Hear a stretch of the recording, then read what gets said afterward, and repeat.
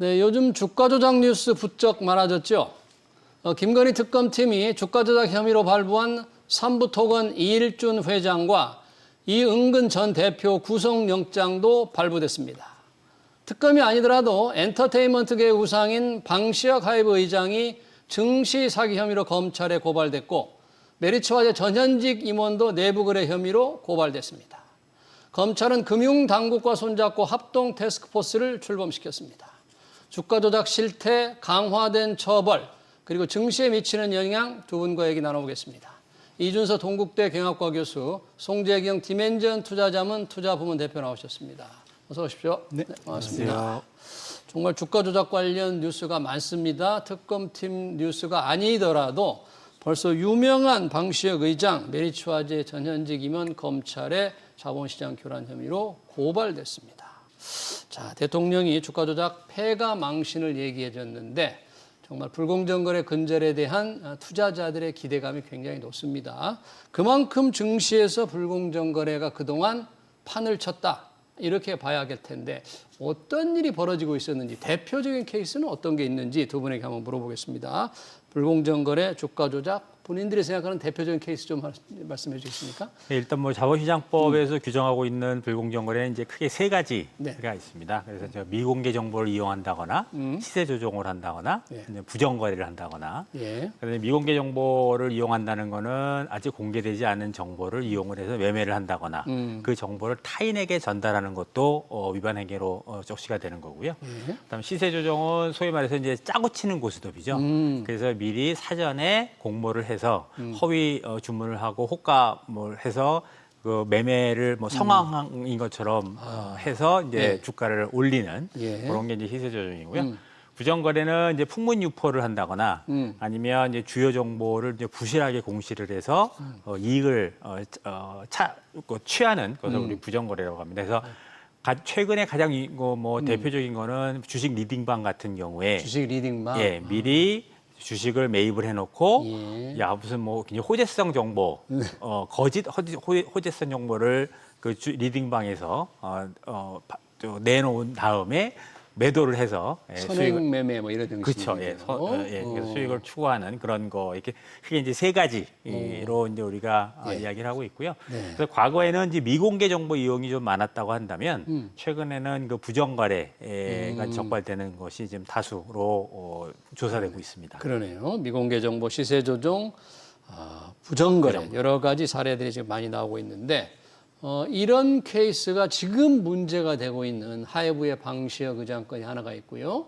또 메리츠 화재 전현직 임원 건이 있어요. 금융위원회가 검찰에 고발했는데 이 두 건의 법 위반 혐의는 송재경 대표님 어떤 케이스입니까? 이건 네. 이게 상당히 옛날 얘기, 어찌 보면 꽤 지난 얘기입니다. 첫 번째로 이제 하나는 말씀 주신 대로 방시혁 하이브 의장 건은 2020년, 이 사건 발생은 2019년으로 더 거슬러 가죠. 그러니까 꽤 지났는데 사실은 작년부터 이제 본격적으로 의혹 내지는 무슨 불만 뭐 이런 것들이 기사화되면서 작년부터 뒤늦게 좀 드러났네요. 문제가 되기 시작했는데요. 이제 말씀 주신 대로 그거는 사실은 꼭 현 정부가 아니라도 전 정부에서도 불공정 거래와 관련돼서 금감원장, 당시의 금감원장이 이것은 꼭 근절해야 된다. 꼭 불법 공매도 포함해서 이런 건 열심히 고쳐야지 우리나라 주식시장이 된다. 이거 밸류업하고 다 연결해갖고 사실은 진행이 됐던 걸로 저는 이해를 하고 있습니다. 근데 먼저 말씀 주신 대로 방시혁 의장 건을 거슬러 올라가면 한 세 가지 큰 혐의로 이제 구분해 볼 수 있을 것 같아요. 첫 번째는 사기적 부정거래 혐의 이제 이렇게 되는데 무슨 말이냐면 2019년대 1차 자기네들한테 돈을 빌려줬던 벤처캐피탈이나 이런 데 그 주주들을 사기성으로 소위 이제 거짓말을 해갖고 우리는 당분간 소위 말하는 상장할 가능성이 없으니 상장할 계획이 없으니까. 내가 이거 좋은 값에 지금 누구한테 팔게 해줄 테니까 팔아라. 그래서 소위 말해 엑짓 하셔라. 소위 이제 빠져나가라. 이제 이거를 얘기를 한 직후에 2019년 이것이 10월경에 있었다고 합니다. 그리고 실제로는 정확히 1년 후인 2020년 10월에 상장을 하게 되는데 이렇게 되니까 사실은 그분들 당시에는 상장 가능성이 없다고 그래서 나중에 지나놓고 보니까 엄청 싸게 판 셈이 된 거죠. 그래서 헐값 매매를 유도했다는 게 첫 번째고요. 그다음에 당시에 이것을 또 다른 소위 이제 투자자한테 넘기게 했던 이분들로부터 소위 이제 이것을 혹시라도 상장 못하게 되면 내가 받아줄 테니 방식 의장이 네. 받아줄 테니 그러니까 걱정하지 말고 일단 이거 받아가라. 대신에 혹시 상장을 하게 되면 거기서 당신네들이 벌어들이는 차액의 30%를 나한테 다오.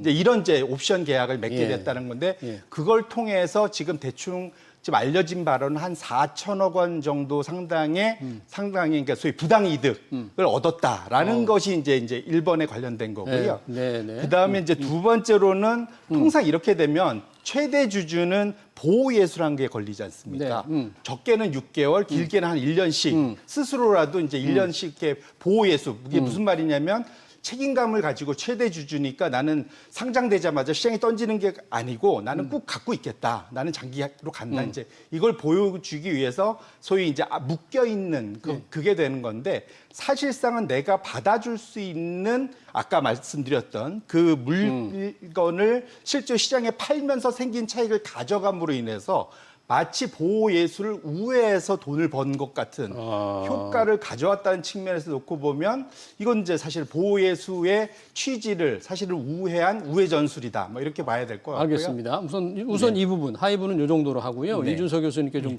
하이브가 이렇게 할 때는 나름의 이 법적인 판단을 다 받았을 텐데 하이브의 나름 방어 논리 해명도 있겠죠. 이게 어떻습니까? 예. 이게 물론 이제 로펌으로부터 네. 법률 자문을 받아서 이런 행위를 했겠지만 이제 결국에는 이제 자본시장법이라는 것이 예. 모든 그 디테일한 거를 아주 세세하게까지 다 규정할 수는 없습니다. 그러다 보니까 이제 어떻게 보면 로펌 쪽에서는 불법이나 탈법은 아니더라도 그 법의 취지를 지키는 범위 내에서 약간의 루프홀 같은 걸 찾게 되는 거고. 예. 그래서 이제 법률 검토를 통해서 그렇게 했겠지만 결국에는 이제 금융당국 이제 특히 이제 증선위에서 판단을 할 때는 자본시장법의 법 해석에 대해서 여지껏 해석되지 않았던 새로운 사건이 일어났을 때 그거를 판단을 해주는 그 역할을 하는 것이 증선이거든요. 근데 증선위에서는 이제 법률적 검토를 통해서 결국에는 이제 법에서 제일 중요한 거는 인텐트니까요. 왜 그 의도가 뭐냐?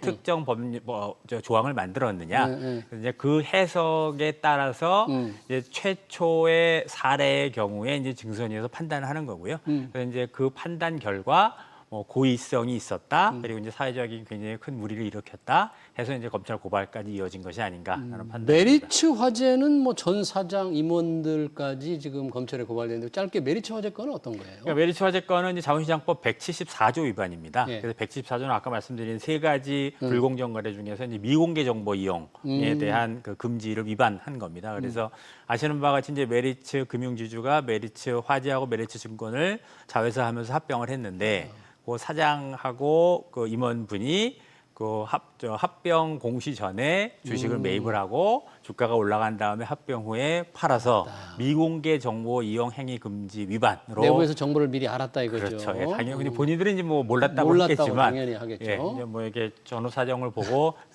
증거를 보면 당연히 그래서 이제 검찰 고발로 된 걸로 이해를 하고 있습니다. 예. 검찰 고발이라는 게 자본시장법으로 개인에게 내릴 수 있는 최고 수위라는데 이재명 대통령의 주가 조작, 패가 망신 이후에 혹시 이 수위가 높아진 걸까요? 금융위원회에서 검찰 고발을 하게 된 이유가 이 정부의 어떤 대통령의 그런 경고 때문일까요? 말씀 주신 대로 이제 해석 아까 교수님께서 이제 말씀 주신 대로 이제 해석을 이전에는 안 하다가 이제는 적극적으로 해석을 하게 됐다면 수위라고 표현할 수 있을지 모르지만 할 수 있는 최고로 이제 검찰로 이제 이송을 송치한 거지 않습니까? 예, 고발해버린 거죠. 그렇게 놓고 본다면 이제 소위 적극적 해석을 통해 갖고 소위 이제 투자자 보호, 그 다음에 시장 교란을 좀 고치겠다, 이런 의지를 보였다는 측면에서 놓고 보면 조금 더 이전보다 수위가 높아졌다라고 볼 수도 있는 이제 그런 대응이다 이렇게 볼 수도 있을 것 같습니다. 기본적으로 이제 양정 기준이 존재를 합니다. 그래서 양정 기준? 불법 불공정 거래에 대해서는 예.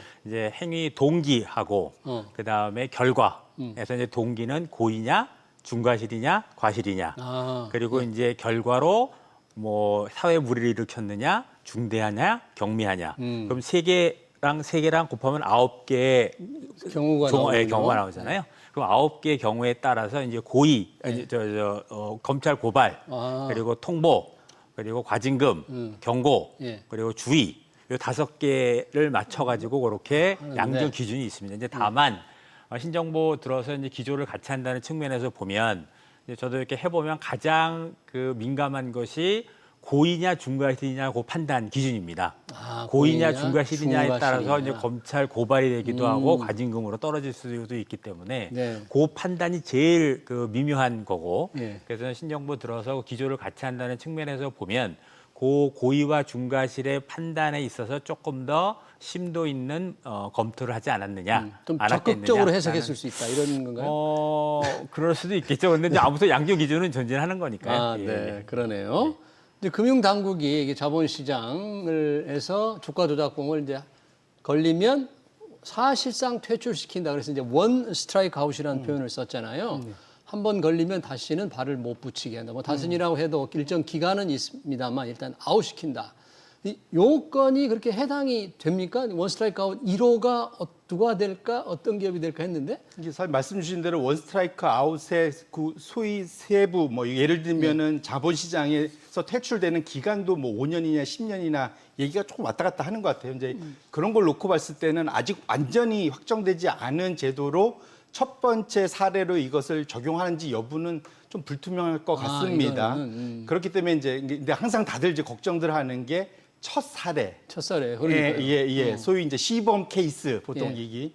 그게 될 건가에 대해서 걱정들을 많이 할 텐데 적어도 뭐 제가 그냥 생각하는 상식으로는 아마도 이번 사례를 통해서 미비한 법의 취지나 이런 것들의 부족한 소위 회색 지대를 뭔가 그 보완할 수 있는 법 뭐 개정 뭐 이런 것들은 같이 할지언정 이번에다가 이것을 특히 방시혁 의장건에 대해서 이것을 첫 케이스로 적용할 수 있을까에 대해서는 네. 다소 좀 불투명하지 않을까 이렇게 생각합니다. 지금 아까 말씀하신 대로 이게 방시혁 의장이 일어난 일, 네.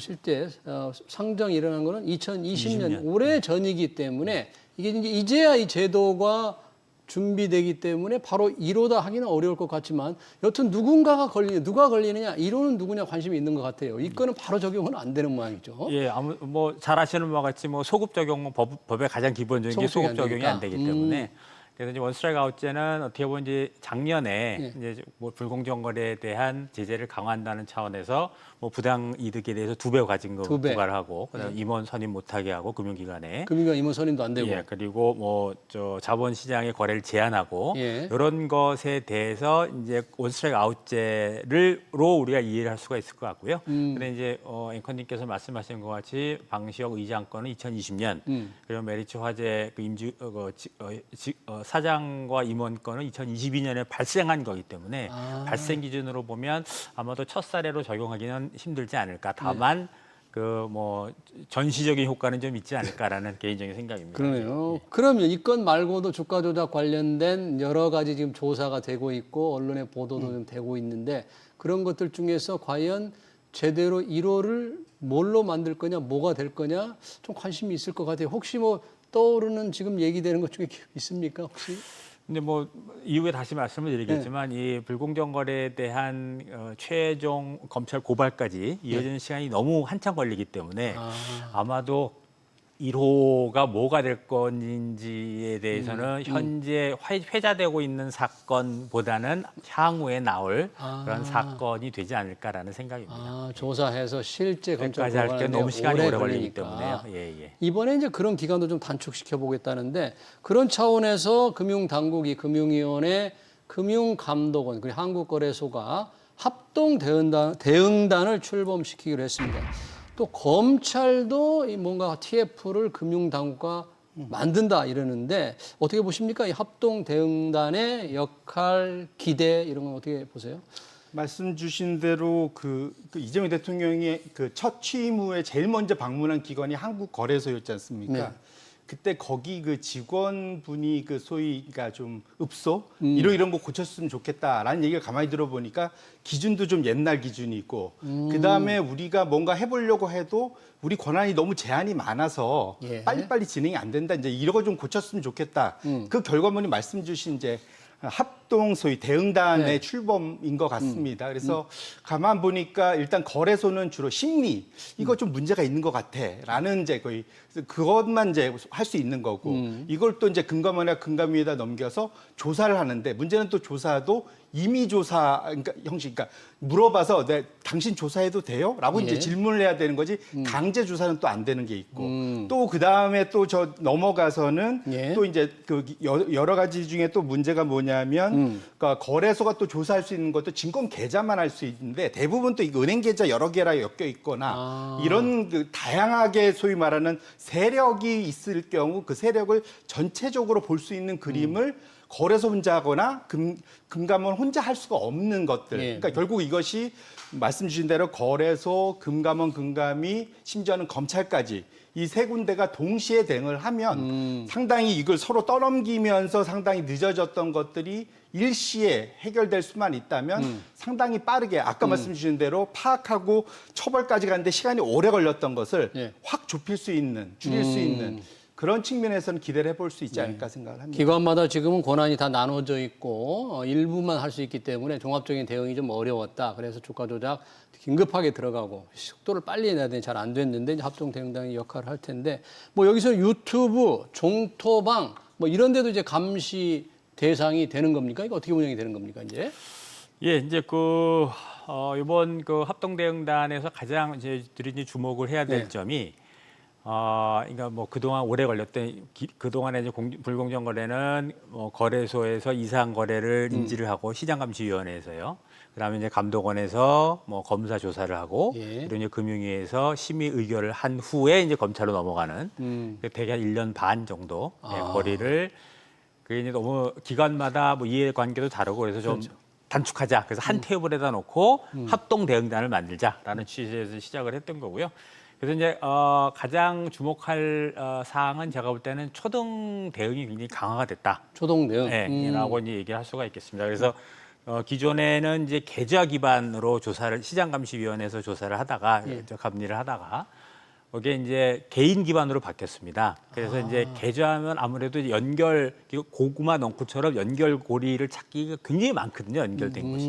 근데 계좌 기반으로 놓고 보면은 연결고리 찾기가 쉽지가 않습니다. 근데 이번에 이걸 개인 기반으로 바꿨고 더구나 이제 AI를 뭐 활용한다라고 해서 그래서 이제 그런 초기 적발의 가능성을 굉장히 높였다는 것이 굉장히 큰 시사점이다라고 할 수가 있겠고요. 네. 연장선상에서 그 리딩방이라든가 유튜브도 예. 결국에는 그 초기 적발의 그 유효성을 굉장히 증진시킬 수 있는 굉장히 좋은 방안 중에 하나다. 그래서 유튜브와 그런 그 뭐 리딩방도 조사를 하겠다라는 그런 측면인 것 같습니다. 그러네요. 근데 이제 효과 면에서는 뭐 조금 제한적 수가 있다라고 이제 보는 게 아까 우리 송 대표님도 말씀하신 것처럼 어디까지 조사가 가능할 것이냐 강제 조사가 강제 조사 이제 강제 조사라는 것이 이제 뭐 여러 가지가 있는데 지금 현재로는 감독원은 지금 민간 기구이기 때문에 임의 조사까지는 못합니다. 그래서 이제 금융위가 할 수 있는 강제 조사권을 가지고 와서 합동 대응단에서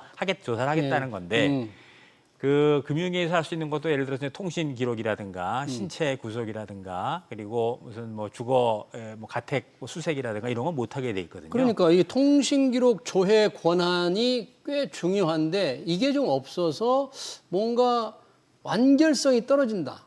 아무리 합동 대응단이 있다 하더라도 제대로 조사할 수 없다는 게 조금 금융당국의 아쉬움인 것 같아요. 그런 부분들이 조금 문제가 많이 될까요? 네, 뭐 말씀 주신 대로 결국은 1차적으로 뭐든지 뭐 저도 뭐 검찰이나 이런 게 아니니까 잘은 모르겠으나 뭔가 조사를 할 때 제일 먼저 하는 게 통신 조회부터 해본다는 거지 않습니까? 네. 뭔가 그러니까 행동들이 있으면 소위 이제 누구하고 연결돼서 이 일이 벌어졌는지를 볼 수 있는 제일 신 게 통신이고 두 번째는 돈을 쫓아가는 건데 돈을 쫓아가려면 증권 뭐 계좌, 은행 계좌, 또 이것이 여러 군데에 퍼져 있으면 그걸 동시에 연결해서 뭐 이런 걸 봐야 될 거지 않습니까? 또 차명 계좌가 혹시 있는지도 뭐 이런 걸 다 봐야 될 거니까 통신 조회와 사실은 그 계좌, 소위 금융 거래를 동시에 묶어서 볼 수 있는 권한을 한쪽에 몰아주는 것이 소위 입체적이고 빠른 소위 결과를 낼 수 있는 그러한 것이 될 거기 때문에 그런 쪽으로 아마도 조정이 되지 않을까라고 기대해 보고 있습니다. 뭔가 조금 보완책이 현재로서는 더 필요하네요. 아무리 모아뒀다고 하더라도 시간이 빨라진다고 하지만 아직도 좀 부족할 게 좀 더 있네요. 혹시 더 다른 나라와 비교해서 그럼 우리가 조금 더 부족하다 이런 부분을 확실하게 주가 조건을 제때 빨리 잡아내기 위해서 어떻게 해야 될까요, 그럼? 예, 그러니까 통신 거부터 잠깐 말씀을 드리면 통신 기록 그 조회는 굉장히 법적으로 굉장히 제한돼 있습니다. 그래서 통신 비밀 보호법에 의해서 굉장히 제한돼 있어서 결국에는 이제 우리가 한 가지 참고를 할 만한 것이 이제 국세청에서 조세범을 조사를 할 때 통신 기록을 조회를 합니다. 국세청에서? 예, 어떻게 가능하냐면 이제 우회적으로 수사기관의 협조를 구하거나 영장을 발부받아서 이제 그 통신 기록을 조회를 하고 있거든요. 그래서 그것이 굉장히 좋은 하나의 국세청에서의 조세범 처벌. 이 굉장히 좋은 예가 되겠고요. 지금 이제 여러 가지가 있겠지만 결국에는 이제 우리가 보완해야 될 점 하나는 중장기적으로는 결국에는 독립된 한 기관이 원스톱으로 처음 인지부터 제재까지 한꺼번에 하는 소위 말해서 미국의 SEC 시스템으로 가야 될 것이다라는 별도의 생각입니다. 기관이 결국은 필요하지 않느냐. 그렇죠. 아무리 협력을 잘한다고 하더라도 다수의 기관들이 양립을 하다 보면 기관들만의 본인의 이해관계가 다 다를 테고 그래서 아마도 협조의 정도의 차이에 따라서 유효성의 차이는 뭐 발생할 수 있지 모르겠지만 이게 하나의 독립기관이 불공정 거래에 대한 처음부터 A부터 Z까지 한꺼번에 이상거래 인지부터 제재까지 원스톱으로 이루어져야 되지 않겠는가라는. 그래서 저는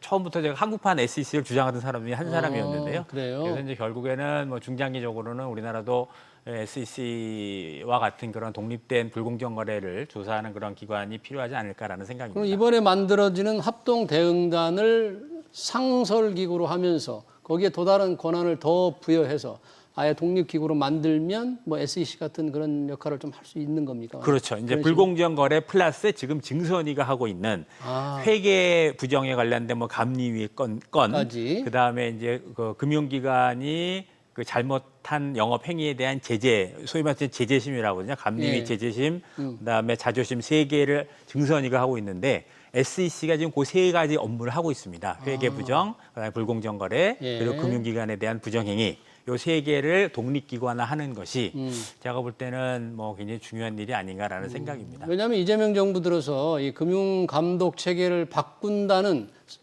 대선 전엔 얘기가 있었는데 별 진전이 없어요. 그러니까 만약에 구상을 한다면 이런 문제까지 이 한국판 SEC를 만드는 문제까지 종합적으로 검토를 해서 좀 시간을 가지고 짜임새 있게 만들면 어떨까 하는 생각도 듭니다. 예, 맞습니다. 예. 감독 체계를 바꾼다고 하는데 아직 뚜렷한 아이디어가 없거든요. 감독체계 바꿔야 된다 이런 얘기만 하고 있으니까요. 여튼 자본시장 뭔가 질서를 바로잡겠다는 것은 여기에 많이 당한 분들 외에도 일반 투자자들도 환영하는 겁니다. 미국이 주가조작범에 대해서 법적 제재가 아주 강한데 이런 영향이 지금 이런 정책들이 우리 시장을 떠받치는 큰 원동력이 지금 되고 있는 거잖아요. 맞습니다. 정책적인 주주 친화적인 여러 가지 상법 개정안이라든지 이런 게 좀 어느 정도 시장의 훈풍으로 얼마나 조금 더 영향을 줄까요, 이게? 기본적으로는 한국 시장을 바라볼 때 특히 외국인들이 국내도 마찬가지지만 외국인들이 바라볼 때 한국 시장은 글로벌 경기에 의해서 잠깐 투자하는 시장이었거든요. 한국 시장 자체가 스스로 소위 이제 퀄리티가 되게 높다 이런 걸 평가를 받지 못했던 것이 이제 소위 코리아 디스카운트 얘기했었는데 이것을 해결하려면 말씀 주셨던 기본적으로 주주들을 위해서 외국인들 들어오면 소액 주주입니다. 사실은 냉정해 보면 최대 주주가 아니니까 그들 입장에서는 우리들도 제대로 소위 글로벌 스탠다드에 맞게끔 대우받았으면 좋겠다라고 했는데 과거에 한국에 보면은 이것이 법정까지 끌고 갔을 때 결국은 최대 주주한테 우호적인 그런 판단들이 내려지는 결과가 되게 많았습니다. 근데 네. 적어도 현재 이번 정부에서 이제 뭐 한 달, 두 달 이제 겨우 지났지만 소위 상법의 개정의 속도나 그 강도나 이런 걸 놓고 봤을 때는 상당히 소위 이제 미국 정도의 수준까지 올라가려고 하는구나라는 기대를 갖고 있다는 측면에서는 상당히 뭐 고무적이다. 그래서 뭐 JP 모건이나 골드만삭스니 뭐 여러 군데에서 이제 국내를 뭐 4천, 5천까지 높게 부르는 이유가 이거는 이제 소위 그 경기 흐름에 따라서 잠깐씩 투자하는 게 아니라 구조적으로 들고 갈 수도 있겠다. 저평가돼 있으니까 네. 이걸 기대해 볼 수 있을 것 같고요. 다만 하나는 이제 아까 말씀드린 대로 앞에 소위 미국식 SEC까지 다 만들어도 이게 법원으로 넘어가면 법원에 가면 이게 다시 솜방망이가 되면 사실은 또 이게 무용지물이 될 가능성이 충분히 있습니다. 그래서 대표적인 예로 아까 지금 우리 그 만에 하나 방시혁 의장의 뭐 2천억, 4천억 정도의 만약에 이런 문제가 발생이 실제 되면 한 10년 전에 미국 뉴욕에서는 이거 하나 갖고 45년형이 나왔습니다. 45년? 와, 예. 그래요? 그리고 평생을 당연히 있어야 부당이득은 2배 토해내야 되고요. 45년 나왔고 그 회사가 있던 운용사는 거기에 뭐 한 2조 이상의 또 과징금도 매겨지고 결국은 소위 말하는 이제 죽어야 그 감옥에서 나올 정도로 엄청 경제사범을 세게 있거든요. 그래서 결국은 우리가 이게 SEC까지 잘 맞는다 하더라도 그 다음에 거기에 대한 이제 판결까지도 미국 스타일로 나와줘야 완성된 거다. 이렇게 저는 기대를 하고 있습니다. 이번에 좀 원 스트라이크 아웃 했는데 우리도 부당 이득을 2배까지 최고 확실히 환수하겠다는 게 지금 적용이 법에 돼 있는 거죠. 예. 부당이득 환수는 돼 있고요. 이제 그보다 더 무서운 게 징벌적 손해배상입니다. 징벌적 손해배상. 그래서 2배 이상이 아니라 그건 이제 피해를 본 사람들에 대해서 예. 3배, 4배, 5배까지 그 징벌적 손해배상이 있어서 그래서 미국에서는 그 징벌적 손해배상이 사실 굉장히 무서운 걸 징벌적 손해배상과 집단소송제. 우리는 그게 없죠. 우리는 없습니다. 우리는 아직 징벌적 손해배상제는 도입하지 않고 있어서요. 그게 어떻게 보면 그 미국에서 주가 조작범이 발을 못 붙이게 하는 가장 중요한 이유가 아닐까라는 생각이 징벌적 손해배상과 집단소송제. 그런데 현재 우리는 부당이득의 2배까지는 부당이득은 있고요. 부당이득 환수는 있고. 환수는 돼 있고. 예, 징벌적 손해배상은 없습니다. 네, 그러니까 우리가 아직도 좀 가야 할 길이 많네요. 주식시장을 바로잡기 위해서 여러 가지 기부 만드는 것, 더 벌칙을 더 강화하는 것, 앞으로 좀 시간을 가지고 좀 지켜보겠습니다.